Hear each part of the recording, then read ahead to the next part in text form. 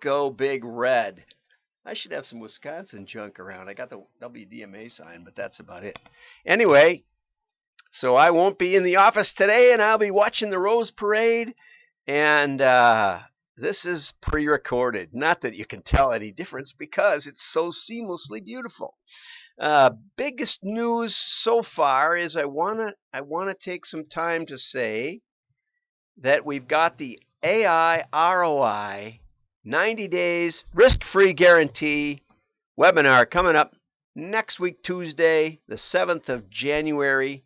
You go to the WDMA.org, Wisconsin DMA, WDMA.org, and click over here on this thing, which will take you to the magical registration, and you put in your email.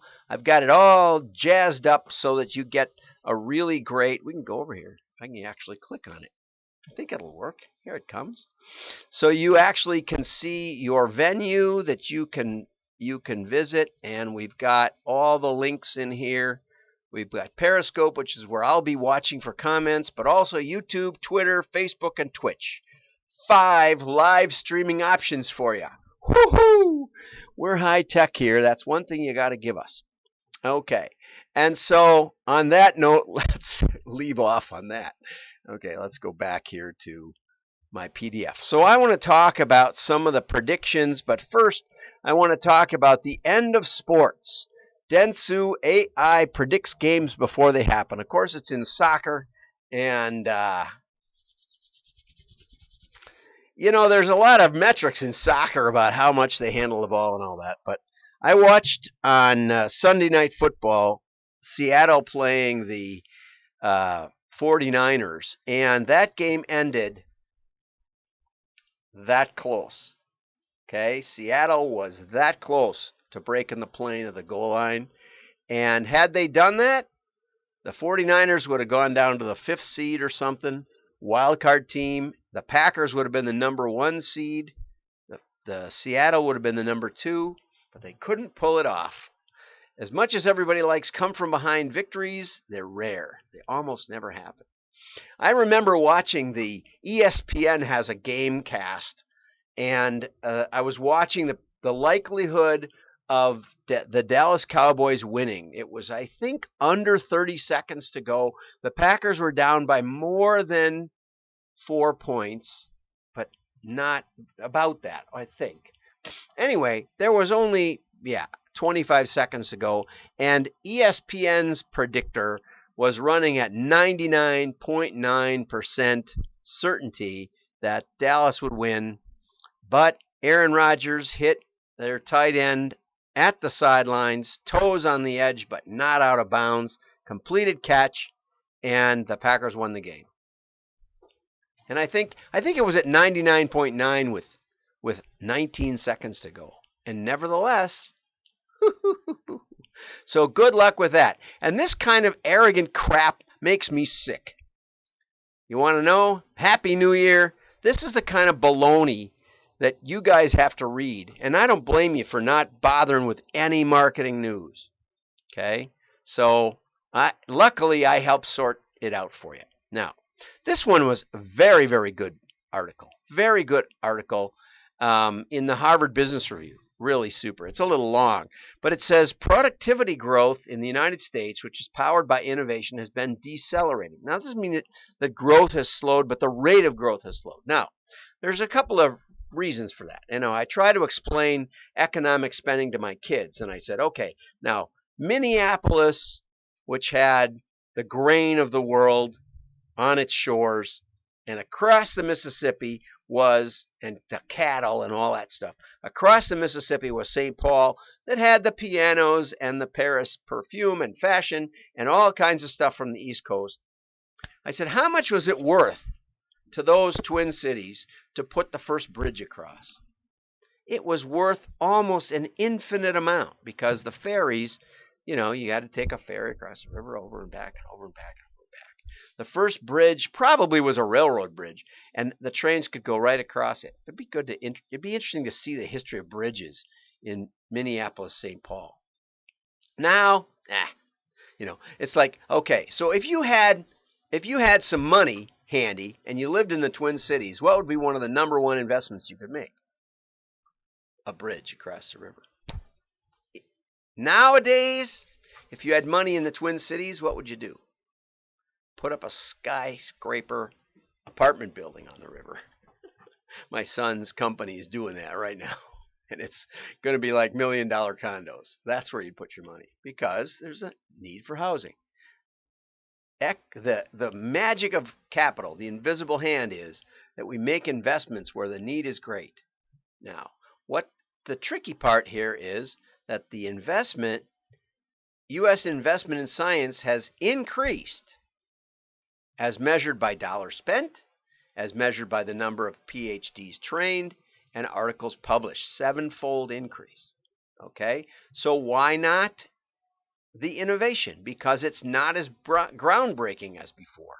And that's a big part of it, right? Also, it's not being translated into applications. Okay? So what's going on, right? What's going on in the connection between academic science and commercial development? And this is a great thing. Here's scientific spending like crazy going up. Okay?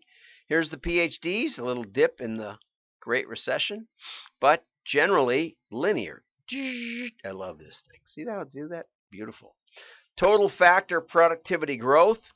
And I'm not sure what total factor productivity growth is, but the growth rate is slower than it was in the 60s and the 50s. Now, we were coming off World War II. There was a great manufacturing revolution, right? There was the great plastics revolution, as you note from The Graduate. But what was interesting to me is, here's the internet right here, The internet is right here, and it didn't accelerate the productivity like I would have thought. And I would say it hasn't accelerated marketing benefit either, like it was promised. So, interesting. Okay, up until the 70s, large corporations invested in corporate science. Investments exceeded university research. We did better research in corporations. Now, we got sort of negative on corporate profits, and we taxed that. It would be interesting to see the tax rate, because the tax rate went way up for corporations. I think it was in the 80s with the tax laws that got passed. But I know that the climate changed dramatically, and the U.S. for the last 20 years or so has had the highest corporate taxes in the world. And now, all of a sudden, they're down. It's going to be really interesting to see if R&D increases and investment increases in research. Corporate R&D in the U.S. has become less about research. Okay, and so this is about the share of R&D spent on research. It's pretty flat. It's not that, all those years, not any big deal. Okay, and there's a lot of facts and stuff. But what I thought this was especially poignant. University researchers are rewarded for precedence. Who comes first? While corporate researchers are rewarded for their usefulness in invention. Does it work? Right? And I think, what's exciting is companies like Tesla, manufacturing batteries and stuff. I mean, this is wonderful. But it's saying that a discovery published by a university research team is 23% less likely to be cited in patents than the same discovery if it was published by a corporate research team. The corporate research teams aren't even looking to the university. Now, this could also be because of massive funding of universities that's gotten more and more irrelevant to commercial applications. That's my own theory. The value of a university degree, in my opinion, has plummeted as we've made easy money available, lowered the standards, lowered the SAT scores, and basically made sports more fun. The Badgers in the last 20 years have been the number one team in America to both make bowl games and make it into the Final Four or whatever in the March Madness. If you calculate the team's appearance in both sports, the Badgers are by far and away the most successful team in the world. Well, in America, because it's all American. Okay, now VCs have helped that, but 83% of all VC investments between 1995 and 2019 are in the life sciences. Why? Because if you invent a cure for something, you pretty much can predict that it's going to be adopted. It's going to be, if it works, it's going to get sales. Whereas in every other area, I have 2 patents on a recycled cement. Never kind of worked. Everybody said, well, the testing isn't there. Yeah, and that's because the testing has been set up for Portland. Anyway, but there are some bright spots. The Department of Energy is funding renewable startups, and there's a bipartisan effort to fund nuclear development, which I think is an excellent idea. Even though, the real challenge with nuclear is that a nuclear power plant costs 5 times more than a coal-fired or gas-fired power plant. And so what we really got to do is figure out how to get that heat engine modular and get it and get the regulations out of the way, because the Generation 4 nuclear, as you all know, or if you don't know, you're still in 60-year-old technology when you think about 3 Mile Island or Chernobyl or Japan. Those reactors were designed 60, 70 years ago. And it's just completely 100% different. Now, the problem is that it's still not economically superior to fund nuclear. And this is a big problem, because the power companies have to go get bonds and they have to finance this stuff. And there's some really excellent work done at University of Illinois. Has a whole series of energy-related videos. Just excellent. And they explain the problem with nuclear is that it's only viable if you get the cost per installation cut to about 20% of what it is today. Okay, but there's also mission-oriented organizations like DARPA, and back in my day at Madison, we were protesting against these guys because it was related to military. But they've led to the internet, automated voice recognition, language translation, and GPS receivers. Think about the impact of those 4 or 5 things. And yet productivity hasn't dramatically increased. Okay, so the innovation ecosystem has a great deal of promise. What we need is a better way to harness today's scientific processes and advances to accelerate productivity growth. Right? There you go. Okay, now, on that note, let's have a little fun.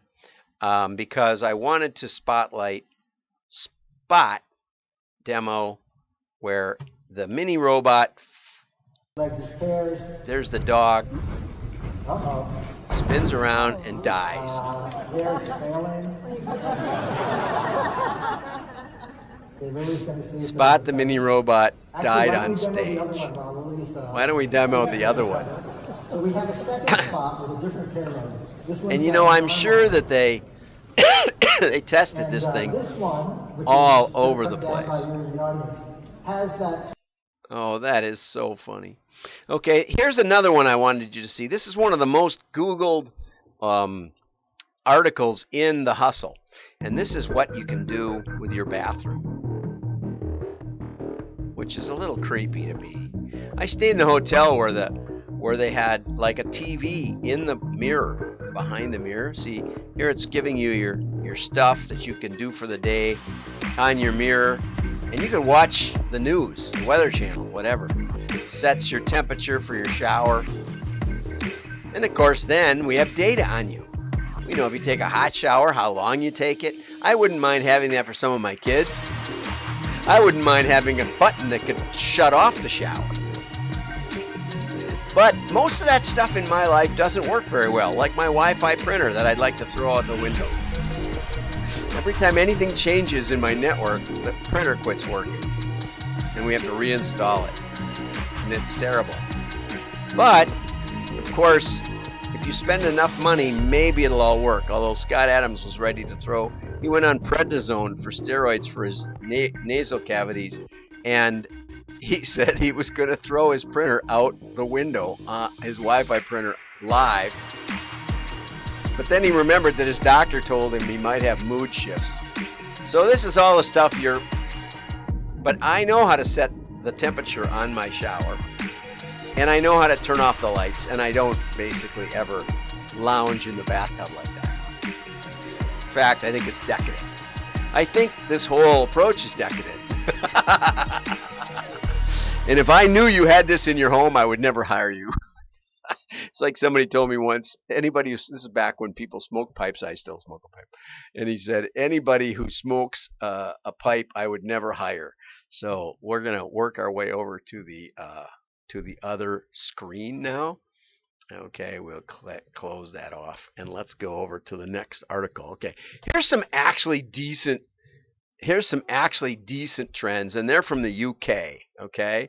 And brands championing activists. Now, what people don't realize is that Greta Thunberg is not a climate scientist. She's not even an expert. She's not out of high school. But the media has made her an influencer. And you got to understand that you're investing in a media-made influencer. And I've done several reports on how influencer-based marketing doesn't push the needle very often. Okay? Now, this one is really funny because loyalty programs, we need new ways to engender loyalty. This may be one, but it may be, you're going to engender loyalty in some, and you're going to engender animosity in others. Think about that. You might want to make a product that actually solves a problem, rather than hitching it to a wagon of somebody who could lose their credibility in a second if the media decides to turn on them. I'm not saying they will. I'm not saying Greta isn't a wonderful person. Okay. The movement towards global media measurement. I think that probably is a trend. One of the things I'm hoping for is that somebody wants to know something for sure. We have so much conjecture. Sports sponsorship generates jaw-dropping amounts of money. And is it worthwhile? And here, what kind of deal will the UK hammer out? These are all practical things. I like that. And the social giants' scrutiny is intensifying. There wasn't one metric in this article about whether anything's going to make any money. Let's try this one. AI will be everywhere. Of course, Gartner Group, which this thing cites, Gartner predicts that 80% of emerging technologies will have AI foundations, or claim to, I think we could say. But Gartner also says that 85% of AI projects never get to ROI. Do those things connect? No! So in spite of the fact that there's no ROI on AI, unless you come and watch our video, come to our webinar next Tuesday, noon Chicago time, on basically everywhere. It's on 5 streaming channels. And this is the problem. We're listening in marketing. We're listening to these siren calls of more data, more data. Oh, that doesn't work. More analytics, more analytics. Oh, that doesn't work. More AI, more AI. And if you saw yesterday's show, there's cracks in the whole AI system. Here's another one in the same section of prediction.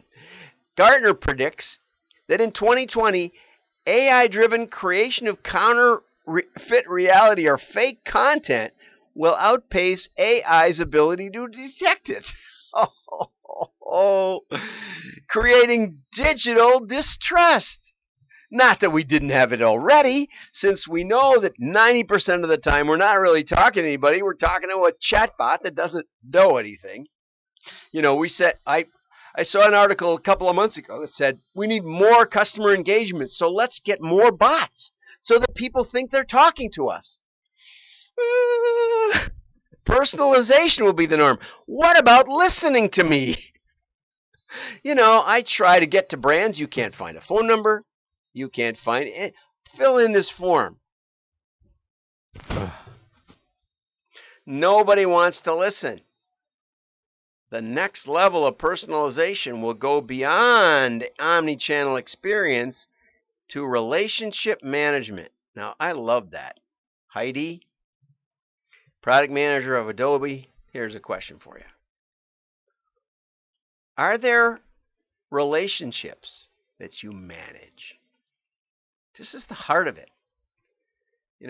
Back when CRM got invented, I think I invented it, and I've told that story enough times. But I didn't name it that. Why? First of all, because customers and vendors supply stuff, customers buy stuff. Is there a relationship? I looked out the window the other day and there was like 4 Lexuses that I first was involved in buying outside my kids' place. Mine, one daughter, another daughter, there was a bunch of them.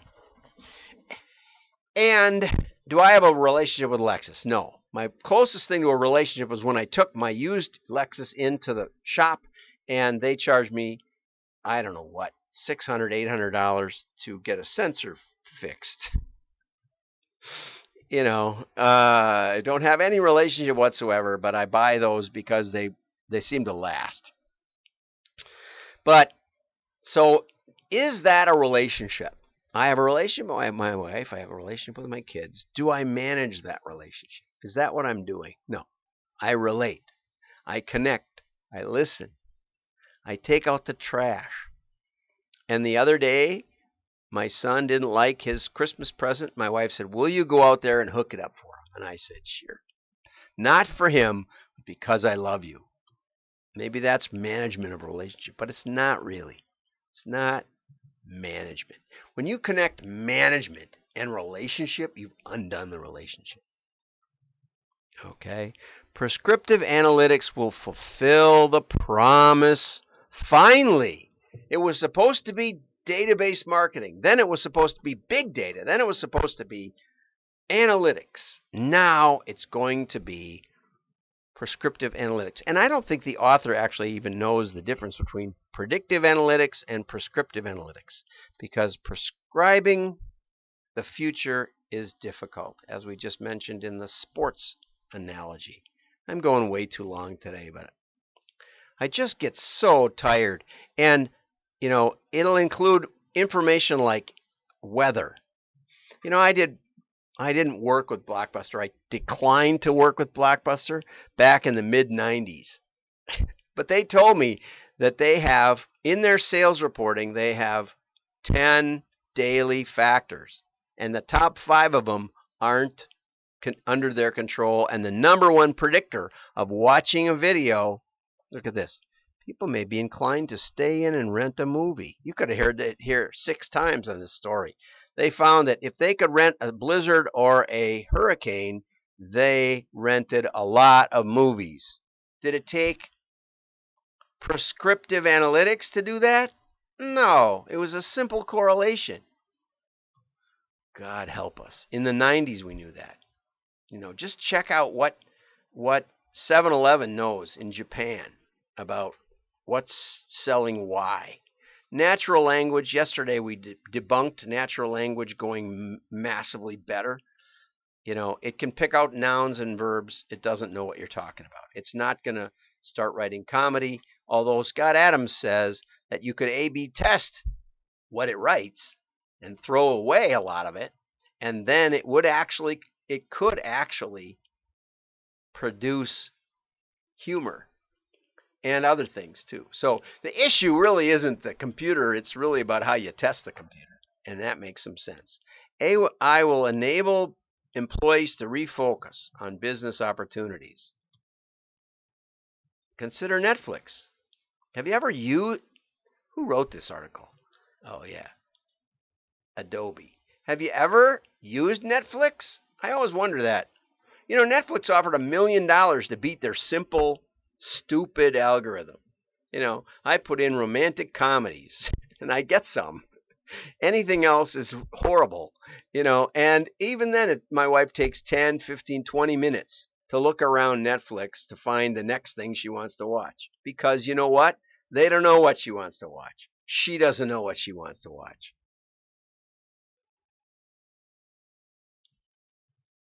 Consumers will demand data privacy rights. Do you understand that if this is true, it undermines almost everything else up above?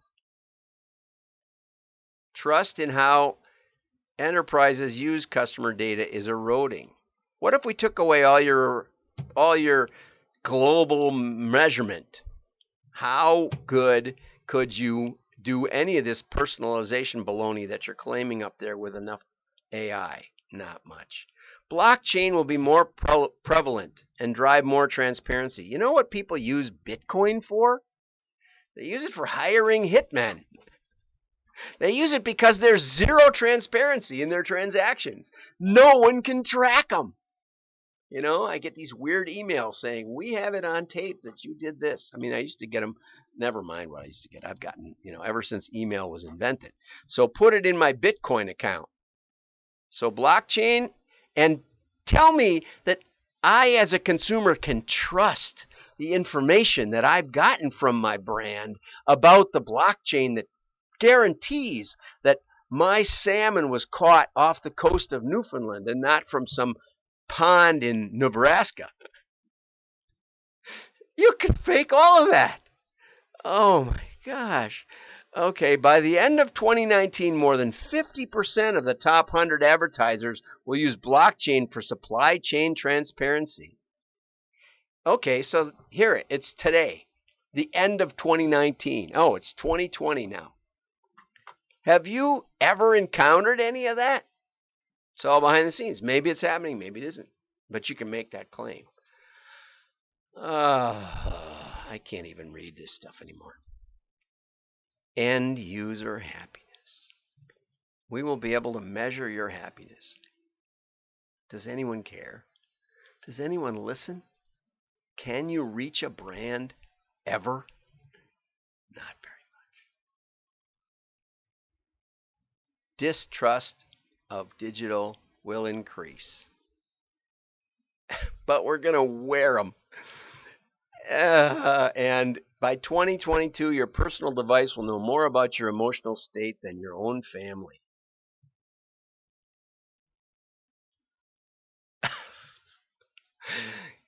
Buckle up.